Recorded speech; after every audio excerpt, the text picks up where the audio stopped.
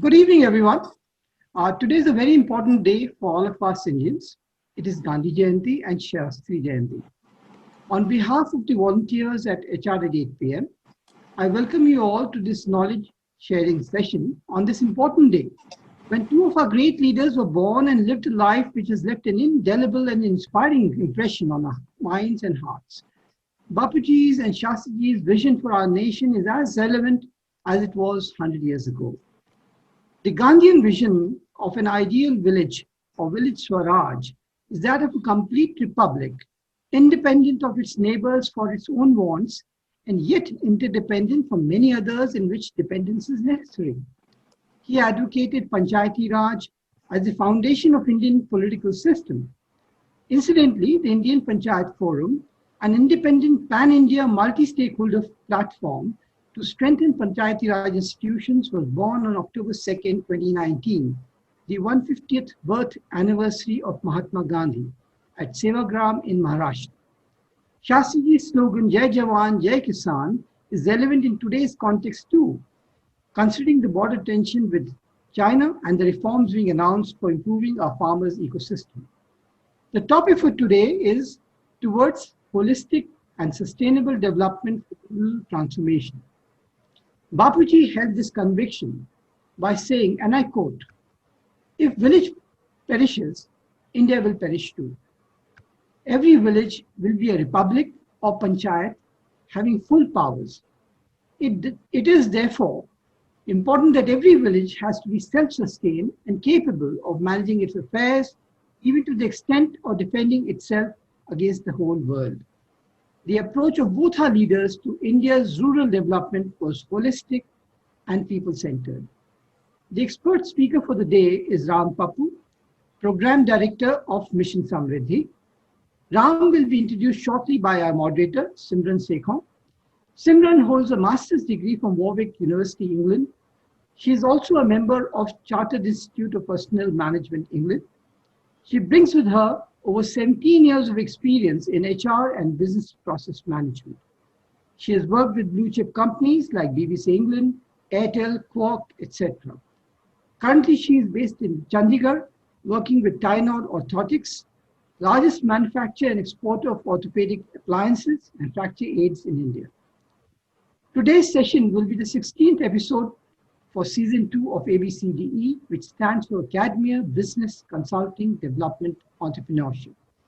This series is the brainchild of Indranil Banerjee, ably assisted by a team of volunteers of HR at 8 p.m.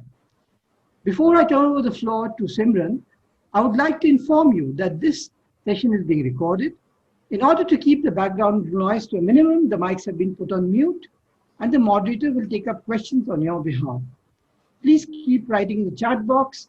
In case you want to seek further clarification on the question yourself, please raise your hand and your mic will be unmuted. I'll be summing up towards the end after the Q&A round is over. Over to you, Simran, to conduct the session. Thank you. Good evening, everyone. Thank you, Mr. Atul and Mr. Indranil, to have me a part of this forum. Today's session will give us insight towards an organization which is a part of holistic human development, specifically towards the rural sector. The stakeholders behind this organization thrive to make their impact sustainable and on a larger population. Today's speaker is the Program Director of Mission Samriddhi. Mission Samriddhi was instituted by Mr. Arun Jain, the founder of Polaris Group and Chairman and Managing Director of Intellect Design Arena Limited. On Gandhiji's 150th birth anniversary, Mission Samriddhi launched the India Panchayat Foundation, a pan-India multi-stakeholder platform to amplify the voices of the Gram Panchayat. It has developed a community framework for holistic cluster development that is being facilitated in partnership with bodies like the NIR, DPR, as well as with other strong local NGOs in Maharashtra, Madhya Pradesh, and UP. I would like to welcome and introduce Mr. Ram Pappu, the Program Director of Mission Samriddhi. Mr. Ram, he's an MCA from NIT Trichy and an MBA from York University, Canada. He carries with him 25 years of work experience in the IT industry. Having had worked across the globe in countries like Canada and the Middle East, he's returned to India in 2014 to work towards holistic development of our villages. Empowering underprivileged youth is something that he's very passionate about. He's traveled and addressed 50,000 plus children in 200 plus JNV schools with across 18 states, to realize their true potentials. So without further ado, I would like Mr. Ram to take this forward. We look forward to your journey. Thank you, Simranji. Thanks a lot, Atul. And I'm really happy and thankful to both of you for giving me this opportunity to be part of HR at 8, India 1 HR at 8 p.m. Before I get started, I just wanted to play a little audio video for you, if that's okay.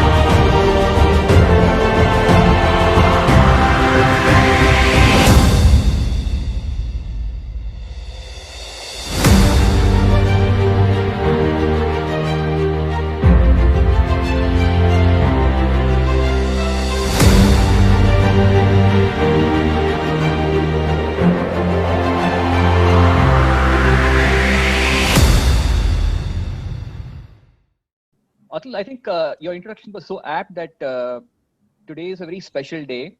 And like you rightly introduced, and you said that holistic and sustainable development was a vision set by Gandhiji. And I think from that little AV, it was pretty evident that holistic and sustainable development of rural India can happen only if our communities are empowered, our Gram Panchayats are empowered. And Mission Samriddhi, and thank you, Simran and Atul, for bringing it up, that we are an organization who are working primarily to, empower our communities through our Gram Panchayats towards holistic and sustainable development. This is our core focus. And how do we do it? And you did mention earlier also, Atul, that our chairman, Shri Arun Jain, is very passionate about design thinking as a way of, looking at solving problems. Now, design thinking traditionally has been used to, design products and services, but Arun takes it a notch higher to look at how design thinking can be used even for solving problems as concerned with rural development. So if you can use design thinking, yes, we can use design thinking to bring about far-reaching sustainable change. And very simply put, design thinking is a very creative, empathetic way of solving problems bottom up rather than top down, where we're trying to convert what we don't know, which is traditionally a mystery, to something like a heuristic and ultimately make it like an algorithm. Algorithm is like a framework. So if you can decode rural development into a framework, into an algorithm or a framework, then chances are that, of course, the context will vary locally from place to place, region to region, but then can we use a framework for rural development? Today, I wish to actually share our pictorial journey of Mission Samriddhi over the last 4 years that we've been working together with lots and lots of grassroots organizations. The story that I want to share with you is of stories of change that are happening in the communities and the clusters where we work, where we are seeing these communities chart their own path towards prosperity.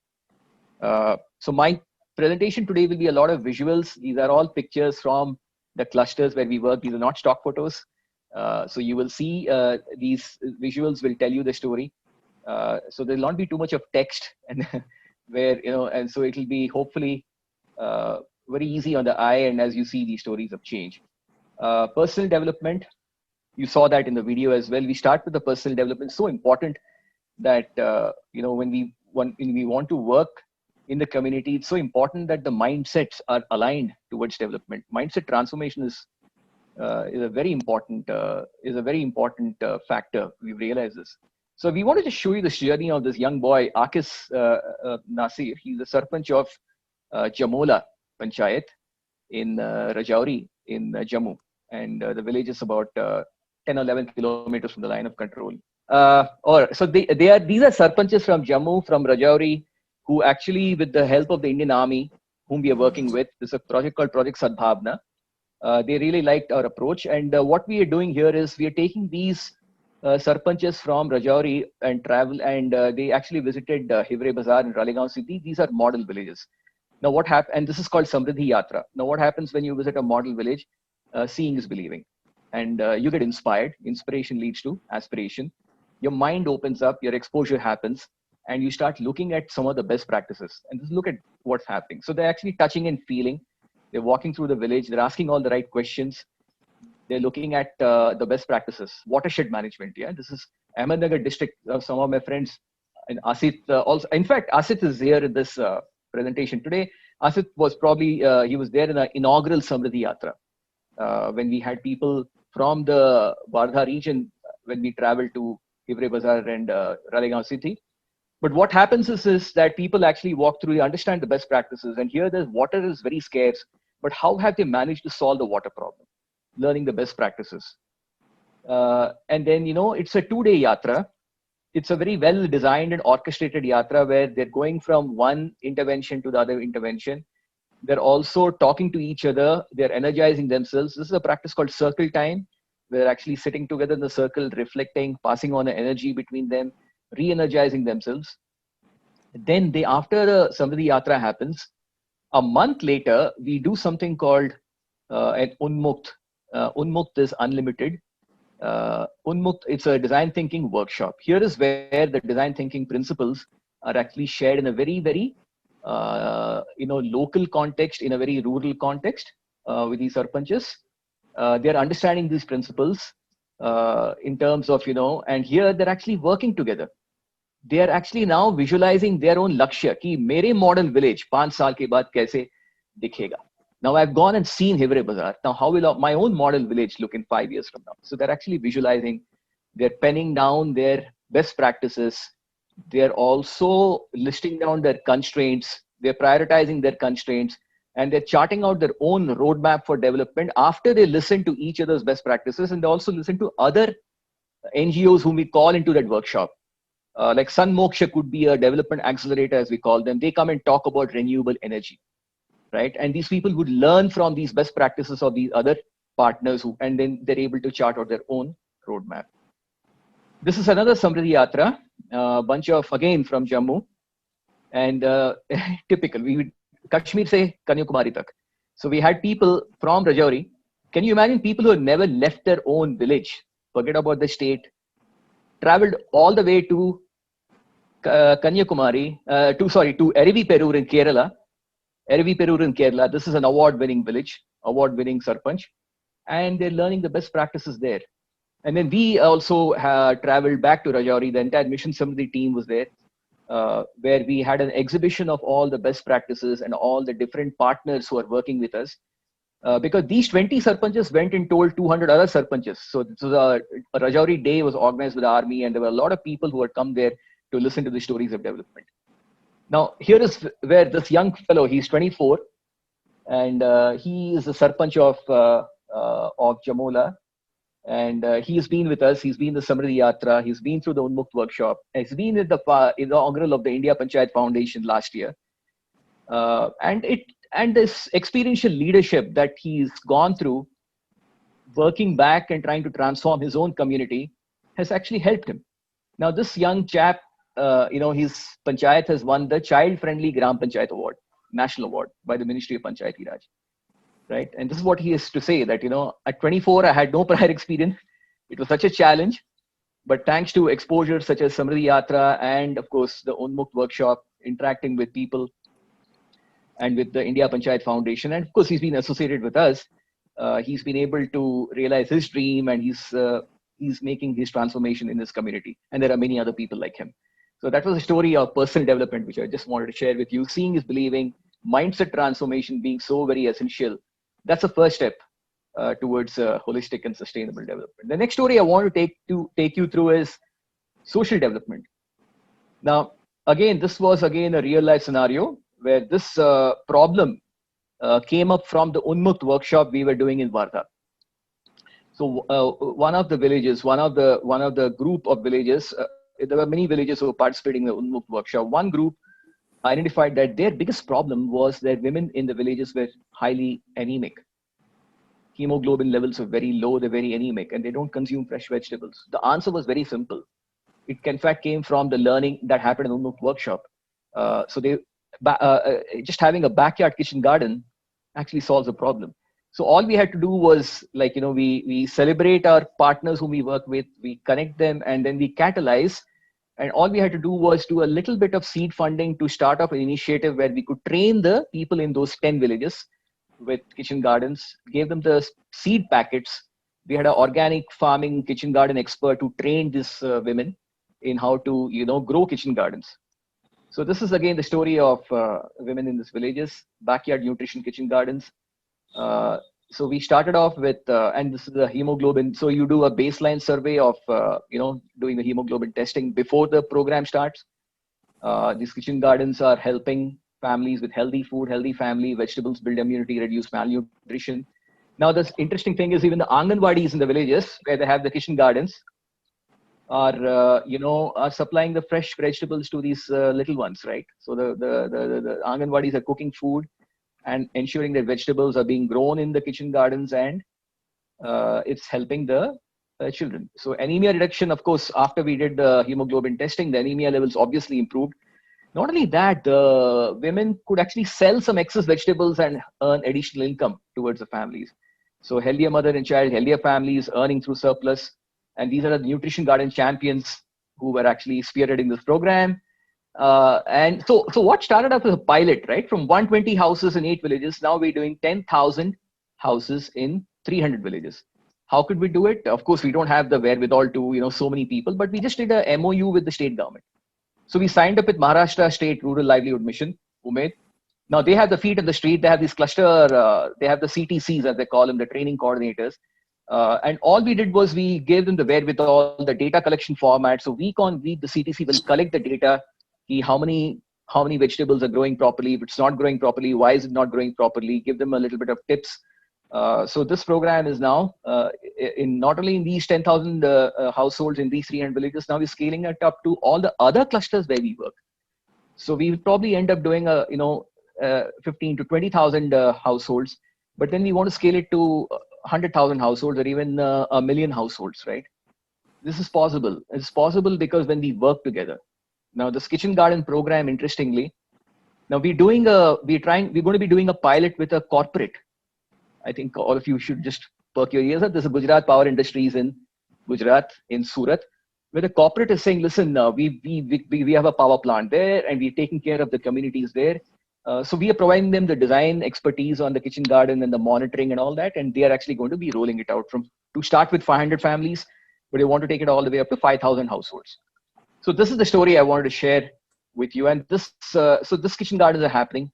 Very simple, nice way for the whole family, the women and the child, eradicate malnutrition, which is still a very big problem for us. We are far away from our 2030 goal, UN Sustainable Development Goals, where malnutrition is a big problem. 45% of our children in our country are wasted, stunted, and malnutrition. So this is something I think we all need to work together. The next story I want to share with you, and if you notice the sequence I'm going through, right, you would have seen in the initial 2-minute starter, personal development is so important. Social development is so, and there are many aspects in social development. I'm just covering only the aspect with health, malnutrition, but there are many other aspects in social development which I will later on show how it all works. But I was just giving you some case studies here. I'm talking about economic development. We realize that, and today it's a very contextual issue, right? Farmer bills, a lot of controversy, a lot of conflict, a lot of rift, dialogue happening, discussions happening on all sides. The issue is, how can we enhance the income of our small farmers? And for us, we realize that if the small farmers can sell directly to the end consumers and make them profitable. So this is the problem we are trying to solve by selling them, by making agriculture profitable, by selling to the consumers direct. How are we doing it? And I must tell you one, see, whatever I'm telling you is nothing new, right? The government always says why you need to do all this Kisan credit card and organic farming. Nothing is new, and what you have to do.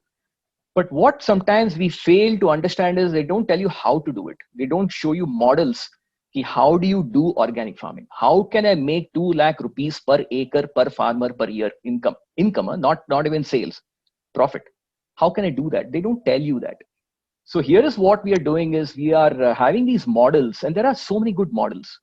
So this is a model called Nagpur Naturals. The gentleman sitting in that auto is a senior agriculture official from the government of Maharashtra Agriculture Department. He practices zero budget natural farming. All he did was very simple thing. He just got together farmers from in and around Nagpur, trained them on ZDNF. And he's got these.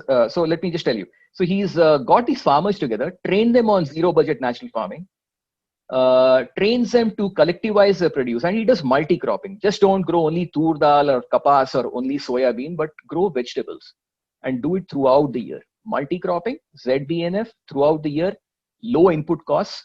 Now, so this is what he did. Then he gets all his vegetables and sells them in Nagpur in a retail outlet. And here is the beauty. This is the last piece of, this is the algorithm now. He fixes the price of every vegetable at 50 rupees a kilo. Fixed price, makes it simple, 50 rupees a kilo for bhindi or bangan, whatever, throughout the year, fixed. Now the logic is that when you fix the price, it makes it easy for calculation, keeping track of accounts. But more than that, he noticed that 25 rupees or 50% of that is ending up a sheer profit for the farmer. So while the farmer was selling at 4 rupees a kilo for tomatoes or 3 rupees in the mandi, now the farmer is able to get 25 rupees per kilo. Now this has actually increased the income of a farmer from 2,000, 3,000 rupees to 20,000 rupees a month. So this is the big jump. This is what is happening.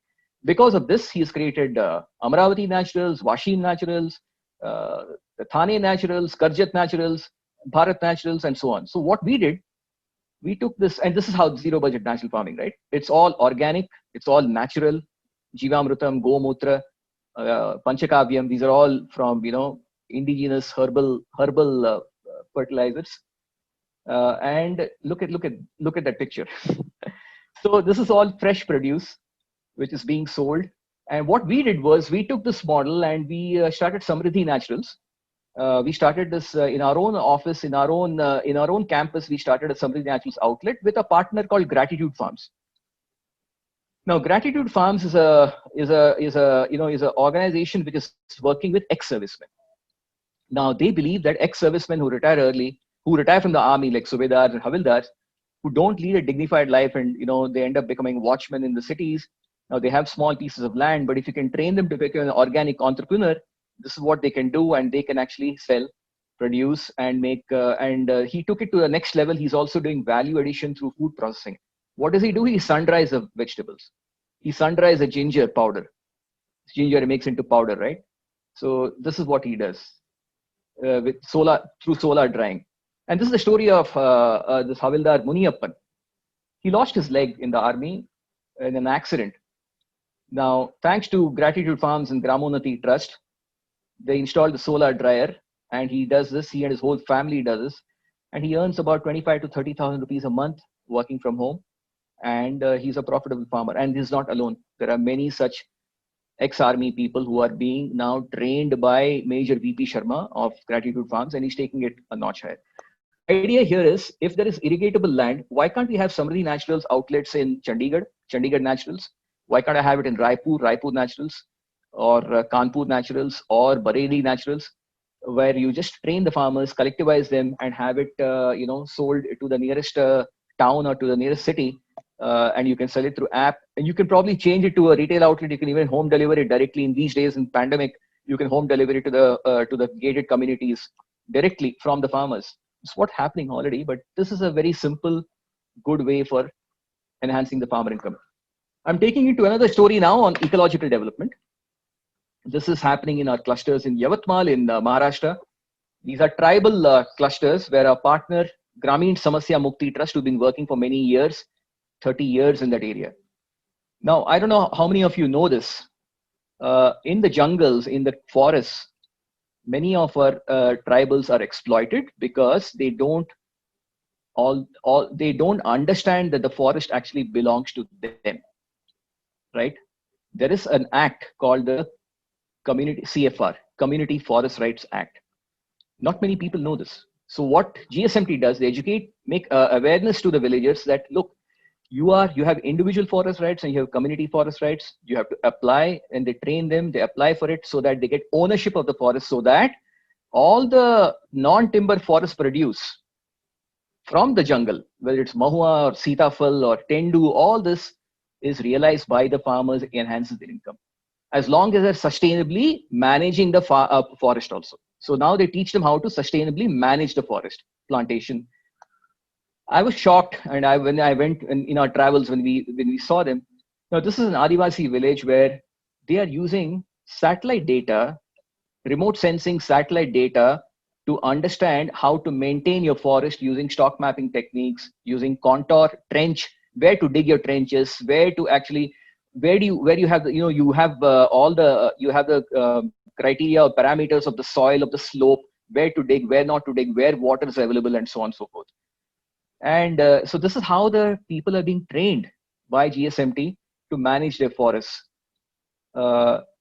Non-timber forest produce, not being exploited by forest department officials or anyone, but having the freedom and the wherewithal to sell it, at a fair price. This is fish ponds which are being used, which are being set up not only for helps in the irrigation agriculture, but also for pisciculture. Fish ponds, enhancing the income of those tribals, of the villagers in those clusters where we are supporting GSMT. This is a conservation management campaign that's going on. Honey extraction, right? Some of you may know this, some of you may not know this, that the tribals used to smoke, put a fire and smoke the beehives which are sitting on top of the trees, and therefore the bees get destroyed and the bees get killed. Now there is a non-violent way of doing the honey extraction by not killing the honeybees, by not smoking of the honeybees. And so here is a practice, a demo session happening. There is a technique to do it. And that way the beehives are actually rejuvenating themselves every 30 days. So more honey is actually harnessed. Here they're desilting their irrigation tanks and conserving precious rainwater. They're building these LVS and earthen structures to avoid the topsoil runoff here, right? So this is the chap I'm talking about. Prashant is a young leader. I was amazed at his presentation skills. He can put any MBA student to shame. He could speak for an hour and a half on using how to use remote sensing data to do stock mapping and contour planning, how to take care of the forest. Beautiful village. It's a village called Avalgaon in Yavatmal. Just 500 population, very neat and clean. But this is the empowerment of the people. Look how people are getting empowered by organizations and how they're able to take care of their ecological development. So those are the stories. Yeah, we saw Akis Nasser, we saw Nirmala Tai, social development. Then we saw Muniappan in economic development. We saw Prashant in Avalgaon taking care of his village, ecological development. Now, this is a topic which I think will resonate with a lot of you people. You're all HR professionals. You all would have done this thing called organization development in your organizations, right? OD. Now, we have a partner who takes the OD, if organizational development can be used in corporates, right? For developing your organizations by having a vision for your strategic business unit, having a mission, and then having a plan and executing the whole plan, building the competencies and process mapping. Why can't we do it with panchayats? Why can't we take the same know-how to panchayats? So this is what was done by one of our partners, Sonali, from Anode Governance Lab. She was an MBA from XLRI many years ago, and she worked for the best management consultants, and she worked for iShare. And then she moved out of the corporate and she wanted to work for panchayats. For the last 15 years, she's been using organization development and created this model called GPOD, Gram Panchayat Organization Development Framework. Gram Panchayat. And she's worked in many panchayats in Karnataka, in many in Madhya Pradesh, many in Chhattisgarh and Jharkhand, and we are working very strongly with her. What does she do? First thing she does is organization mapping.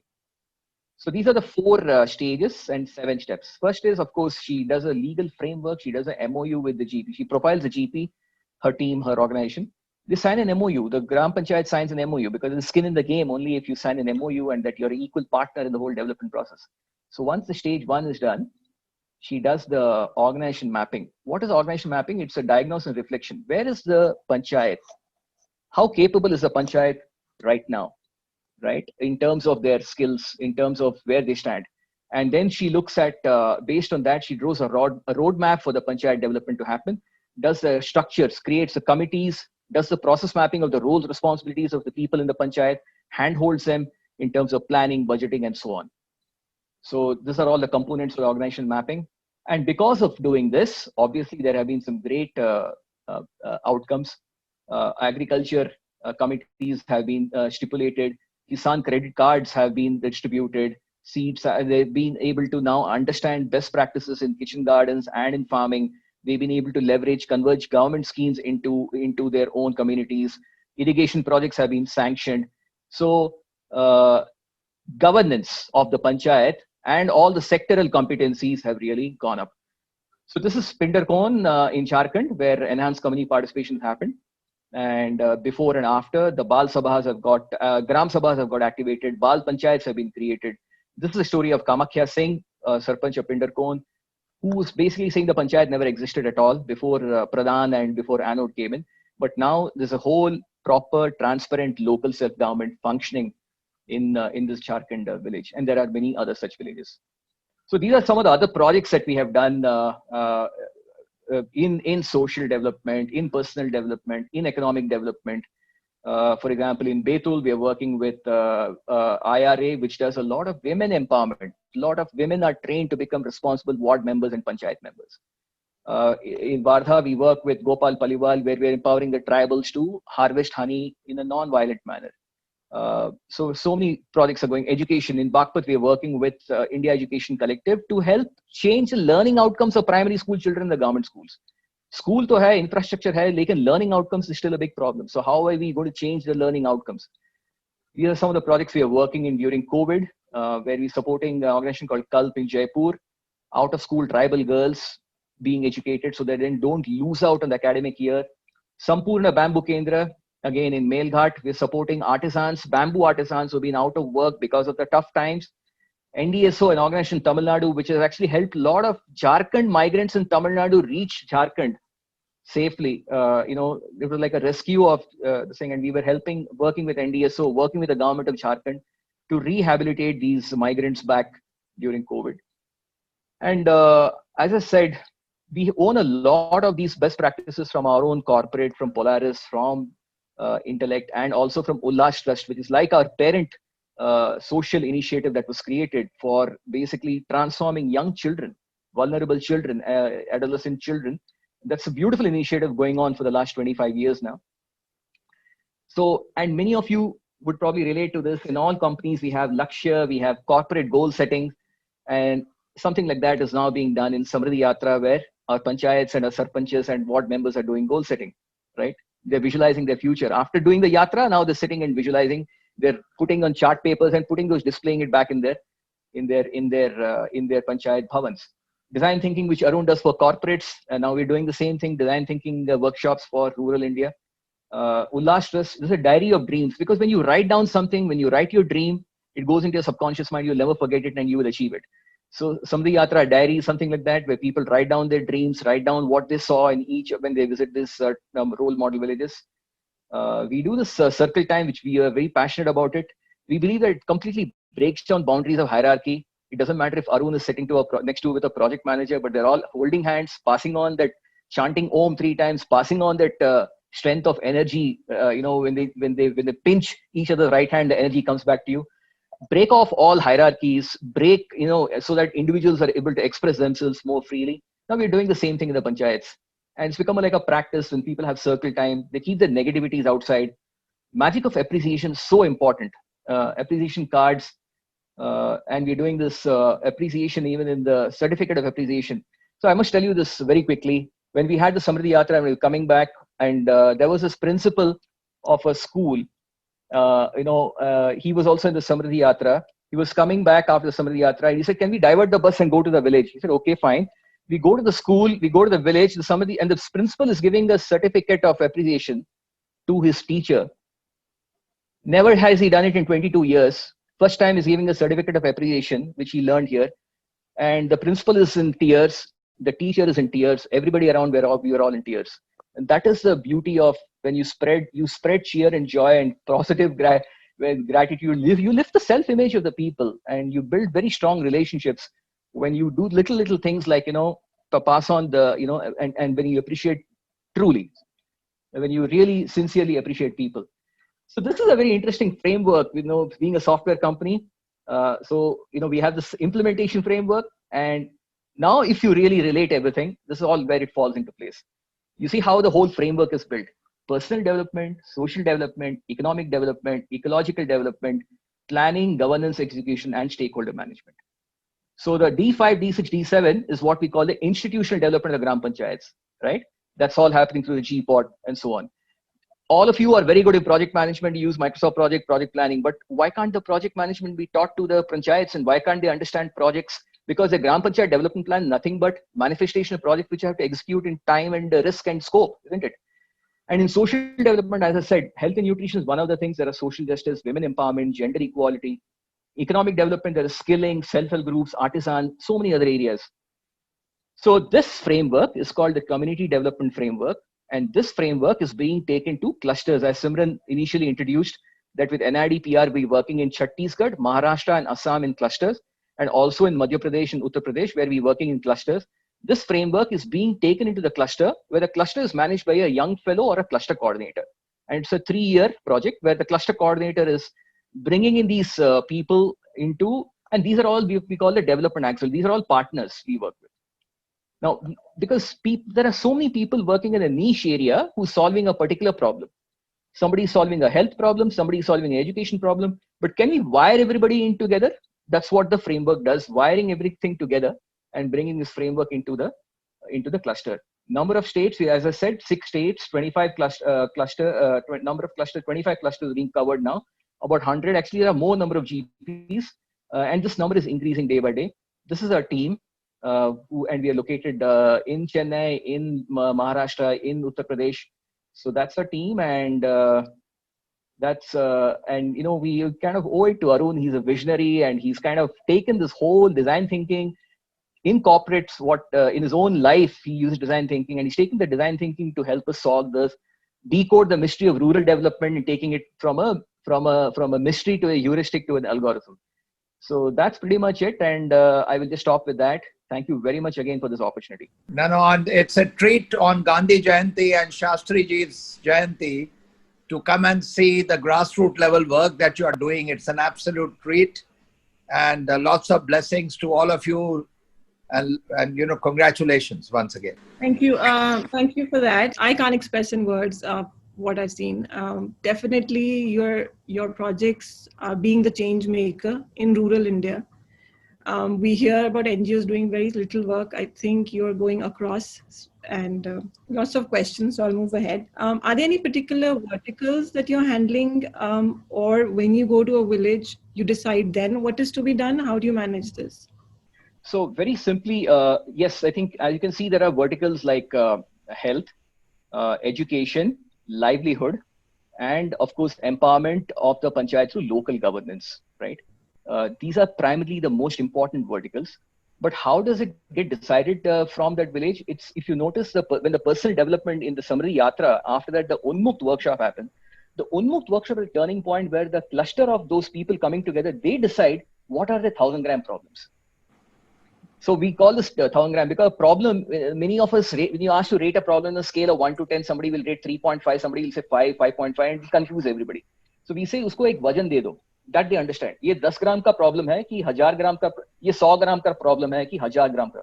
then they think, हाँ हमारे गांव में ये जो नौजवान हैं पढ़े लिखे हैं लेकिन नशाबंदी में they're wasting the time and they're getting ये 1000 gram का problem. So they're able to prioritize what are the 1000 gram problems.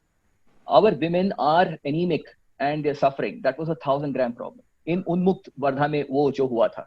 And because of that, the Kitchen Garden initiative came through. So they came up with it. So they are coming up, they're only a facilitator. They are coming up with the issues and they are able to now wire these issues and provide little bit of funding and little bit of catalytic support. And that's it. And they are able to now form themselves into a Sangathan. They become a strong community, that cluster. The community is coming together and they now have a vision ki, this is giving us benefits. So that is how it's working. So if it's a livelihood is a problem, agriculture income बहुत suffer हो रहे हैं तो लोग, that becomes a 1000 gram problem and that becomes a focus and they wiring that saying, let's attack this problem. Okay. What are the kind of difficulties that you face in replicating this in other areas? So I think, see, it's a relatively new, thing for us. We have been in existence for 3.5-4 years now. To tell you the truth, we didn't know, we knew we had good intentions, but this path of, holistic development can happen only if you empower a panchayats came only about a year and a half ago. This clarity came to us that, you can't keep doing initiatives, but unless you empower the community and the panchayats and the community, not just only the SHG there, but the local governance happens only through the panchayat. You have to empower the panchayat and the ward members and the gram sabhas have to be, constituted. Because the people know the rights and responsibilities and they know their issues, then it comes into the Gram Panchayat Development Plan. Okay. And the Gram Panchayat Development Plan is the official Ministry of Panchayat. This is the plan where the funds converge to the plan. Now, if the people know how to set apart a proper plan, then the money will come in, expertise will happen and the projects will get implemented. Now, India has got 250,000 Gram Panchayats and hardly about 10,000 GPDPs happen properly. Others are all naam ke waaste GPDPs. किसी ने ऊपर में जिला परिषद office में cut paste copy करके बता दिया कि हाँ आपका ये जीपीडीपी हो गया, आपको सड़क चाहिए, पानी, and that's it. They're not really focusing on human issues. The planning has to happen bottom up, not from top down. They have to understand their issue. They have to set up the plan. It hardly happens. Really, this is the problem we're trying to solve. We want to empower these communities and with enough capability that they can form their quality GPDP, show them that these are all the development accelerators available, put it into the plan, converge the funds and roll it out. And to do that, we have a young fellow working there for 3 years who's only, with all humility, work as a catalyst. Because after 3 years, we have to step out. Nahi to we'll become a crutch. Okay. So you come with a project like a tenure in mind that we will step out. Is there a project deadline? Yeah. So our intent is this with NIDPR, it's a 3-year project. It's an action research project for 3 years in those clusters. 3 years, because we believe that in 3 years, work hard with the community, empower the community, transfer the knowledge to the community, let it be sustainable, let the community be empowered to take the story forward. Okay. Otherwise, if you're there, yeah. Sorry, continue. No, otherwise, with due respect, we've seen many NGOs who are there for years and years. But if the NGO leaves, can the community stand on its own foot, on its own standing, right? So, they have to become sustainable on their own. So what can we do to make them sustainable? So the development has to happen by the community, empower them, enable them with real intent, capacity and capability, and that's it. Okay. And strengthened communities will lead to strengthened strengthened panchayats leading to strengthened holistic and sustainable development. Sustainable. Otherwise, it will not be sustainable. So I see you in a certain area. What would make, do you have any plans of moving in the other states of India? Yes, we would love to. Others reach out to you. How would it work? Yes. So this is a forum today. I'm seeing a lot of people from corporates. Now, suppose this cluster development program, which we're doing, and we're talking to CII as an example. Okay. Right. CII has got CSR and CII is saying, why don't we reach out to corporates? Why don't we align ourselves? Why don't we do this cluster development model? Like a corporate can say, you know what, I can do this I can fund this cluster development model, let's say in 10 clusters. Now, today I know what it costs to do a cluster development model for 3 years. Now, if CII, if a corporate says, okay, I like this approach. Now, in Rajasthan, I'm going to take Bikaner as a district, and here are these 3 clusters. I want to sponsor these 3 clusters and work with you. Now, we can work as a design partner. We can work with your CSR of the corporate, and we can take this cluster development model forward in that in those clusters. So this is one way of doing it. Also, we are talking to foundations, large foundations, which are now saying, you know what, we are all working in silos. Why don't we work together? And why don't we look at holistic development? You can't only be doing health. What about education? What about livelihood? What about local governance? What about strengthening the panchayat to do it? So these are the ways I think we have to take it forward. It's early days for us. We have a program with the government of India. So the government, when they started this 125 clusters and we took 10 clusters, now the government got encouraged with this and they're taken phase 2, which is going to be another 250 clusters. So 125 plus 250. And what have they done? Just like Mission Samriddhi Intellect Design Arena picked 10 clusters, ITC and some other corporates are picking up other clusters and trying to take it forward. Now, we've had the head start. We put this whole CDF together and we just give it away to any corporate, all our SOPs, all our learning, just give it away to anybody and just do it this way. Because for us, it's becoming like an algorithm now. This whole cluster development is becoming like a product. Right. So I have a question. Do you also work on making women independent or uplifting the women who witness domestic violence from the panel, from the participants? Yes, as I said, for example, in Betul, in Madhya Pradesh, we work with an institution called SIRDI, and they work a lot with. They've been focusing a lot on women empowerment. So they work with women and they take women and the first thing again, they really transform the women in terms of their mindsets, make them really strong. A lot of interventions go in like simple things. Of course, I mean, I know we're talking about domestic violence, but for women to step out of their homes, come for a meeting, right? And get the confidence to even use a calculator, to use a mobile phone, to write a letter, to represent themselves. Because you can win an election, become a sarpanch, but then we all know that sarpanch pati rules the roost there. She's a sarpanch, but she's not even allowed to enter into the panchayat bhavan. From that scenario, we have been working with IRA, SRDA to transform these women who have taken on these roles and now they've become self-empowered. Interesting. I have a question from Mr. Indranil. How do you identify your participants, train them, cutting across the geographic? Participants in the sense, in terms of the clusters, how do we identify these clusters where to work? Is that the question? Going one step ahead of how do you identify the participants within that? Okay, so So Indranil, what we do is, first of all, we also learned in our journey, we want to work with those clusters which really want to bring the change. Now, honestly, there will be a lot of panchayats that could be panchayats where, closer to the city, where they already may be having a certain level of comfort, certain economic benefits and so on. So when we went deeper into the tribal areas where, where development in the sense that where they really are aspiring to bring change to the children, to their communities. So it's very important to understand that, the aspirations of the people there. And when we do a survey of, those panchayats and those villages, through our teams, for example, our teams in Varda, when we went and we saw the kind of, the aspirations and the living conditions, and we were able to assess, and that's how we started working in those clusters. Now, as far as with NIDPR, those clusters which they have identified, they have done surveys to identify these clusters in aspirational districts. So these are clusters where the development parameters are required to be, stepped up. So that's how they've identified that these are the clusters where we want to work in and bring the change there.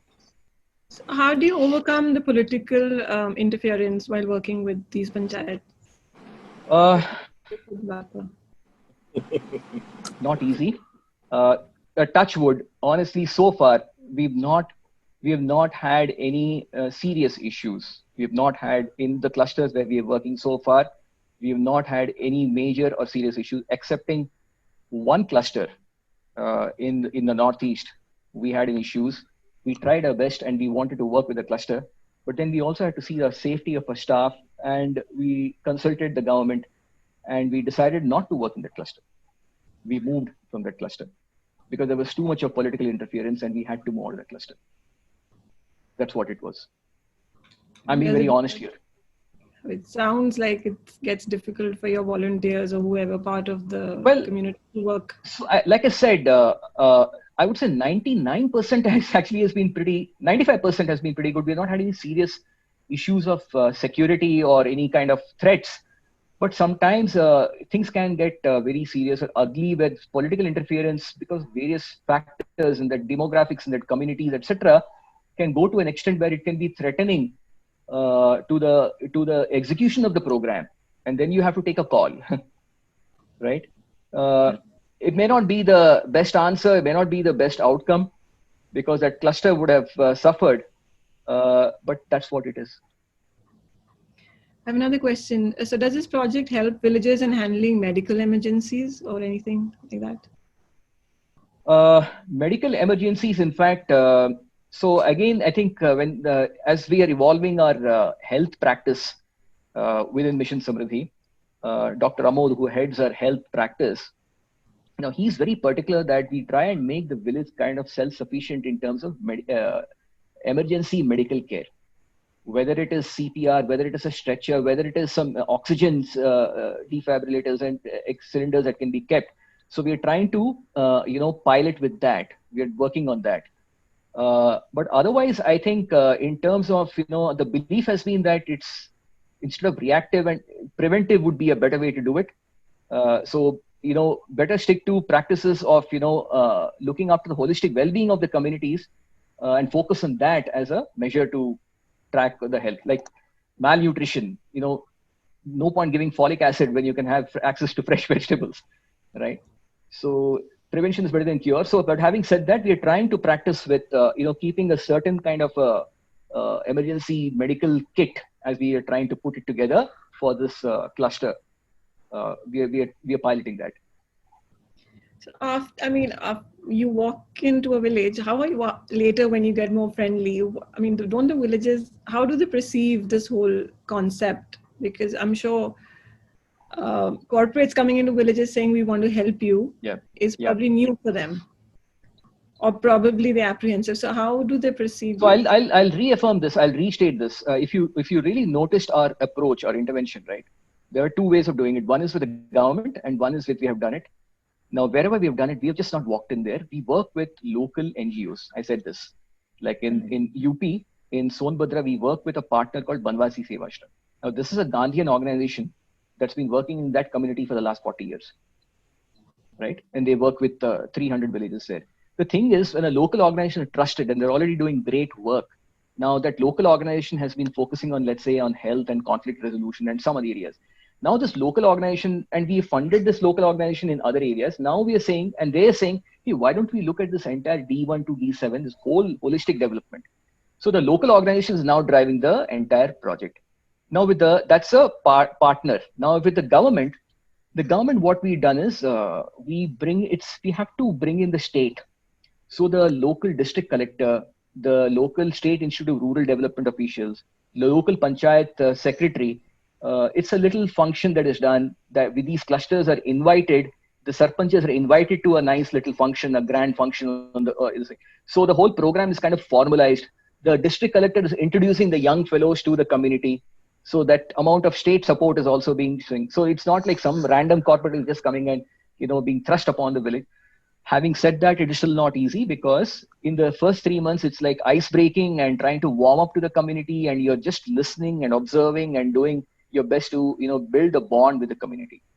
And I think what happens is when you do the Samriddhi Yatra with that cluster, where you're taking five people from each village, there are 10 villages in the cluster, 5 gram panchayats, around 10 villages. You take 6 people, and when they go to the Samriddhi Yatra and they come back, उनके दिमाग में बत्ती जल गया कि अगर ये village ऐसा हो सकता है तो why can't we do something in our village? The mindsets are getting transformed. They want to do something. Then they come to the Unmukt workshop. They are getting, now the whole growth mindset is even getting strengthened. हमको कुछ करना है. Problem है. They never identified their problems. They have looked at their own best practices. It's such a beautiful thing that when the learning happens, so they learn from each other. Like one village had a problem of alcoholism, and they got rid of it. So they showed that this is a best practice in our village. Another village showed that it's a 1,000 gram problem. Ki alcoholism is a big problem. And they were learning, अच्छा, आपने ऐसा किया? So it's a very innovative way, how the other village solved the alcoholism in their village. Alcoholism, women were getting beaten up. Now the way they solved the problem there was a learning for this other village, and is they're adopting it. You see how the peer learning is helping them in the Unmukt workshop. So is this being documented anywhere? So if somebody wants to read more about this? We have documents. I'll be more than happy to share these documents. Anybody who's interested, they can reach out to me, reach out to us. We'll be happy to share more about our program, more about Mission Samriddhi. We'll share you the SOPs that we have created for each of these practices. Kitchen garden ke liye to pura SOP hai. Many of these projects we have SOPs, so we'll be very happy to share everything and give it away. Okay. I think lastly, what I want to know is that India, we have this Make in India movement. Right. Is there anything that Mission Samriddhi is doing? For example, there's dying art culturally, yes, and India is very culture rich. So are there any kind of initiatives there? Probably, yes, launch an organization within to sell their produce. I'm just thinking. Yes, it's a good point you raised, and it's an area where we really want to strengthen. It falls under economic development, and it will probably fall under D32, livelihoods for artisans. D31 agriculture tha, D32. Now, why this terminology is so important? Because my young fellow in Assam, when he says D31, my young fellow in Chhattisgarh says D30, they're talking the same language, right? So there's no conflict. Vocabulary is very important. Now, coming to artisans, we working, for example, there is an organization which we catalyzed called Sampurna Bamboo Kendra.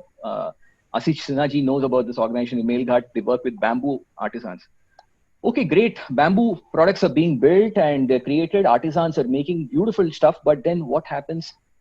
Where are the markets? How do you link them to markets? That is the biggest problem. Market link is a problem. Then somebody in our circle identified a company called Lal 10, very innovative company, IITians, who started this company 5 years ago.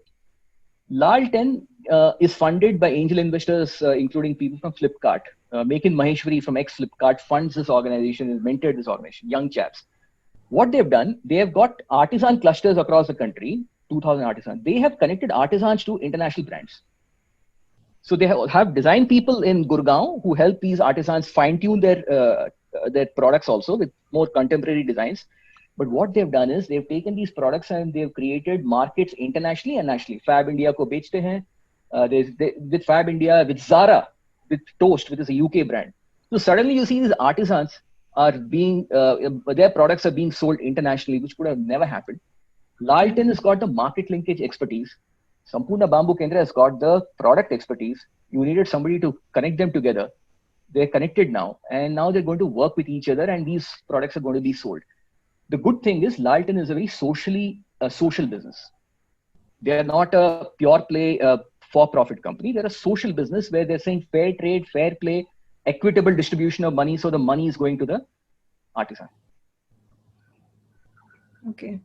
And there are many other such examples also where, where artisans are the dastakar, and we're looking and working and trying to work with other such artisanal organizations. So I'm going to ask last, people are asking, how can they get in touch with you? So I guess there is something or the other that's hit the nerve and they would like to take it forward. Please do get in touch with us. Please take these programs. I would want to say one thing, Simranji. HR people, right? So I want to relate to you people in two ways, what you can do individually and what you can do corporate, right? Individually, we're doing this Gram Panchayat Organization Development Framework, right? We are working with Anode Governance Lab, we're working with clusters. Now, some of you HR folks, we're so good with people. I mean, people, human resource, right? Human resource is the greatest and the best asset. Now, you know how to work with people and you know organization development practices. If you're interested, why can't you work with us where we connect you with Anode Governance Lab? They give you the wherewithal and the entire gyan of how the GPOD works. And you could work in our clusters and you could be the HR people mentoring these panchayats into organization development practices. Maybe you'll bring in, and not just this, maybe your corporate has got some nice best practice for project management or for workflow management. Why can't we bring this to our panchayats? Sounds very interesting. I'm sure it is. We just have to work with each other. We just have to wire everybody and work with each other. And people who are really interested in contributing back, there's nothing stopping you. You can just get connected in a cluster. So that's individually because you're HR people. If you want to work as a corporate, as I said earlier, you can do two things. Either you can fund a cluster, full-fledged cluster development, and we'll work with you on that. or if you only want to work in a certain project, in a certain cluster. चलो kitchen gardens करते हैं. हमारे जहाँ पर हमारा plant है, इतने in all these villages where we want to start kitchen gardens, and please tell us how to do it, like what GIPCL is trying to do with us. We can work on those projects even on a standalone mode, but then that can build trust in the community, credibility, and then we can wholeheartedly go for the entire cluster development program later. So this is the ways I think I can connect with you people. This is the way I would like to, we can take I'm it. sure everyone would love to connect, and I would request Mr. Atul also to kind of share your details so that everyone probably on the group. Is there a budget that a corporate should look at? I mean, is this a question I can ask? You asked it, and I will answer it. Okay. We are looking at a 3-year corporate. We're looking at a 3-year budget for a cluster development, right? So even if you're looking at around 20 lakh rupees for 3 years, a 20 lakh rupees budget for 3 years, even about 8 lakh rupees a year, because you have to, this is not voluntary, right? You have to pay for the cluster coordinator. And it's better to take somebody empathetic, passionate person from that community with probably a master's in social work, passionate about rural development. Pay him or her, train her, and she's trained. And we have a complete methodology of training now in IDPR and design thinking and all that. But this person, then we have some seed funding to start off some quick projects. So the kitchen garden project, go shuru karne ke liye, if you have a little money. So if you have this kind of a budget, the outcome is that in 3 years, you are working to empower that community, that cluster mein jo 5 gram panchayaton ko, you are now trying to make them go towards holistic sustainable development. 3 साल के बाद at least they'll have the proper gram panchayat development plans which they will prepare, not somebody else.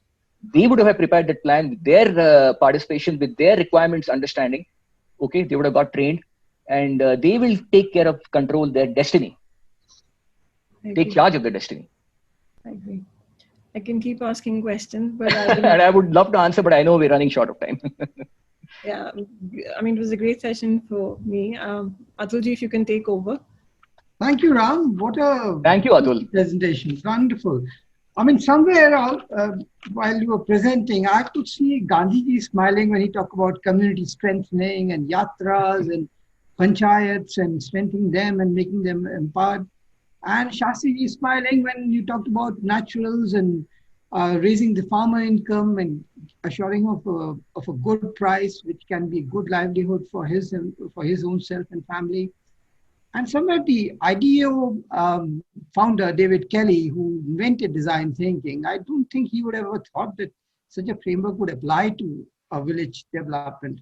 So thanks to Arun Jain really for that. Absolutely. For this, thanks to Guruji Arun, I think thanks to Arun Jain. Arunji has really been, and I think it all stems from where he's taken design thinking, not just from the Stanford IDEO model perspective, from a Western product perspective, but I think he's also brought in a whole lot of spiritual practices. This very presentation could be also applicable to a multinational corporation trying to work through various elements all across the world and how you control, all the things that you talk about, personal development and social development, economic development, ecological development, institutional development, planning, governance, execution. I think these are all parts of, let's say, a balanced scorecard. And when you talk about D31 being agri and D32 being artisans, so these are very specific kind of portions of a balanced scorecard. And this framework has not evolved.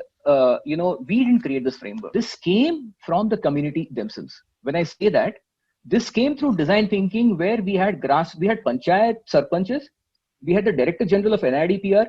Then we had IITians, we had people from social startups, and we had people from academia. In the session, when you design thinking session, when people are coming together, it was actually developed by the people. So that's the beauty. It's like it's not our framework at all. It's we've kind of facilitated it. It happened, and it's growing. And probably this framework is not complete. It's evolving also. Like somebody said that, hey, in your framework in social development, you must, emphasize the constitutional values. So we've added that as a separate element. Constitutional values, it's a blind spot for so many people in our villages. They don't know what the Indian Constitution is. So that is now we're working with a partner called We the People, who take constitutional values to our villages and they become empowered. There'll be a day when you'll apply artificial intelligence and machine learning to all this and come out with a model which keeps improving itself based on the next cluster of villages that you take in. Because I think what's important here is charting your own roadmap. I think that's where what you just said is about charting your own roadmap. The buy-in comes in, and then you just kind of be the catalyst to take it forward through your Samriddhi Yatra, then Unmukt workshop, and later on come out with a plan. And imagine, I mean, I couldn't imagine that using Microsoft project plans for panchayats to do a 10-year plan and see their progress of various sub-projects that they are looking at to improve their lot. And so these are amazing kind of learnings for all of us. Simran, you can take over Chandigarh naturals, and maybe Indranil can work with Kolkata naturals. So there can be very many naturals coming all over the place, and with the very good income possibilities for people who make, who kind of grow those vegetables. I think we all need it. I mean, this current day and age, when after this COVID thing, everybody is focused on providing natural vegetables. And Muniappan, Ami Veteran, I saw his video along with VP Sharma, and how he has changed. I mean, after completing his service to the nation, now he's doing a great service to his neighborhood, and I think we should publicize that even more, because he's an amazing person. I saw him speak, I saw him talk about, along with VP Sharma, about the great change that he's seen through drying of various vegetables, and then ginger especially. And I'm told that VP Sharma through Government is looking at selling this as a corporate gift. I mean, rather than corporate spending money on some very, those kind of gifts which really go straight to the dustbin after they're received by the receiver. Here is a place where you can provide some natural haldi with ginger and honey in a nice little bottle for everybody's good health. So that's a great piece of change that is happening all over. And I'm so glad that you could come and outline those things to us. And today being Gandhi Jayanti and Shastri Jayanti, I think your presentation fitted the bill completely. So we are very fortunate to have you here. I'm really privileged, and I really, I'm indebted to you, Atul, for giving us this opportunity and showcasing this to all your people, all these HR managers. And I really hope that, we can get an opportunity to work with all of them.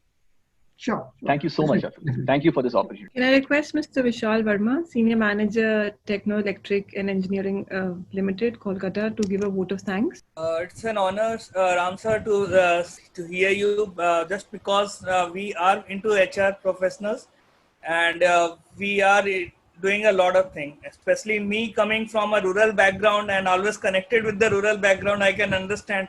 I was aware of Samriddhi since 2 years back, but honestly, it's my honor to hear you right now. Thank you, Vishal. Okay. And on the behalf of India One, I would love to thank you from the depth of my heart that yes, we can go back to our origin, because India is basically the country of villagers. So we all migrated somewhere down the line. Either our parents or somewhere, everyone migrated from the village to the concrete jungle, or what we can say the urban population. So when we can go there and do something for our own land, for everything, and with the directions, with the understanding what the management has taught you during this entire course of year, it will be definitely an honor to have you, sir. Wonderful. Vishal, where are you from? Which part of India are you from? I belong to Siwan district from Bihar. Okay. So shall we work together for a cluster near Siwan? Yeah, definitely. Yeah, I think I am also involved in a number of projects on the organic farming there. Please do reach out to us. It'll be good for us to learn from you, because this is how we are building Mission Samriddhi organically with all the development accelerators, right? So it will be honor, sir. Please, let's get connected offline. Sure, sir. And thank you again from behalf of India One. Thank you very much. Thank you, sir. Thank you very much. Thank you, sir. And, thank you. This is, a tribute to both Gandhiji and Shastriji.